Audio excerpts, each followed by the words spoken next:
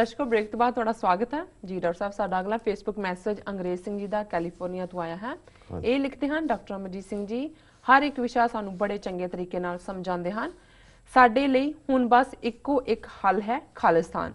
अपने हक्कां दी मंग ना करो, असी मंगते नहीं हाँ जी। डॉक्टर साहब वीर अंग्रेज सिंह जी का बहुत बहुत शुक्रिया। उन्होंने अंग्रेज़ों वांग बिल्कुल छोटा कमेंट किया है।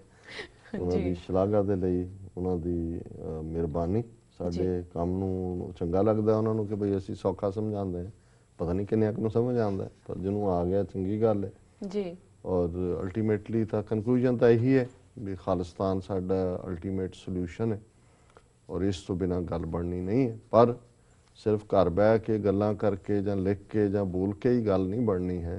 इस दी प्राप्ति दे लई सानू एफर्ट करन दी लोड़ है और अपना योगदान इस पाने की लोड़ है। सो अंग्रेज सिंह जी का बहुत बहुत शुक्रिया जी। साडा अगला फेसबुक मैसेज उपजीत सिंह जी का सिडनी आस्ट्रेलिया तो आया है।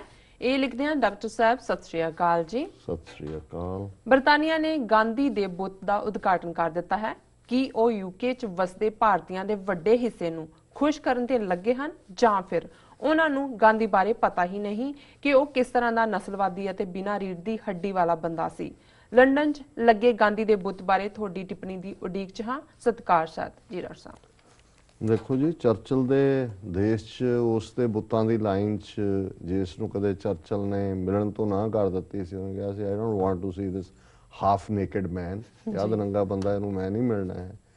ये अंग्रेज़ां दी जे तुसीं खसलत देखो, इन्हां दा वरतारा देखो, वपारी ने ਵਪਾਰ ਦੇ ਲਈ ਕਿਸੇ ਹੱਦ ਤੱਕ ਵੀ ਚਲੇ ਜਾਂਦੇ ਨੇ।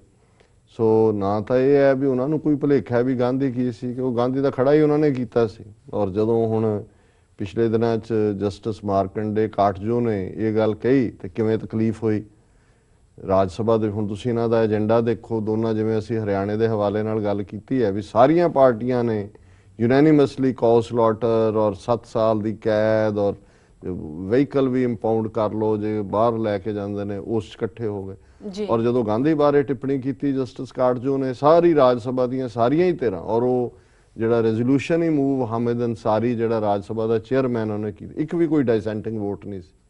ਸੋ ਇਹ ਸਾਬਤ ਕਰਦਾ ਹੈ ਵੀ ਕੀ ਹੈ ਉੱਥੋਂ ਦਾ ਹੁਣ ਕੀ ਫਜ਼ਾ ਬਣੀ ਹੋਈ ਹੈ।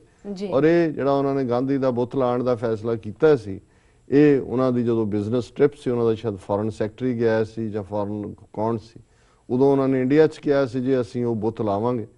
ਸੋ ਜ਼ਾਹਰ ਹੈ ਕਿ ਵੀ ਇੰਡੀਆ ਤੋਂ ਵਪਾਰ ਲੱਭਦੇ ਨੇ ਔਰ ਉਸੇ ਦਾ ਹੀ ਇਹ ਹਿੱਸਾ ਸੀ ਕਿ ਜੇ ਮਾਰਗਰੇਟ ਥੈਚਰ ਜਿਹੜੀ ਆ ਉਹ ਫਰਵਰੀ 1984 'ਚ ਇੰਦਰਾ ਗਾਂਧੀ ਦੀ ਰਿਕੁਐਸਟ ਦੇ ਉੱਤੇ ਆਪਣਾ ਭੇਜ ਦਿੰਦੀ ਹੈ ਇੰਟੈਲੀਜੈਂਸ ਬੰਦਿਆਂ ਨੂੰ ਕਿ ਦੇਖੋ ਸਿੱਖਾਂ ਤੇ ਅਟੈਕ ਕਿਵੇਂ ਕਰਨਾ ਜੀ, ਜਿਹਨਾਂ ਸਿੱਖਾਂ ਬਾਰੇ ਉਹਨਾਂ ਨੂੰ ਬਹੁਤ ਚੰਗੀ ਤਰ੍ਹਾਂ ਪਤਾ। ਆਪ ਨਹੀਂ ਉਹਨਾਂ ਨੇ ਕਦੇ ਡੇਅਰ ਕੀਤਾ ਕਿ ਵੀ ਹਰਿਮੰਦਰ ਸਾਹਿਬ ਤੇ ਉਹ ਕੋਈ ਬੰਬਾਰੀ ਕਰਨ।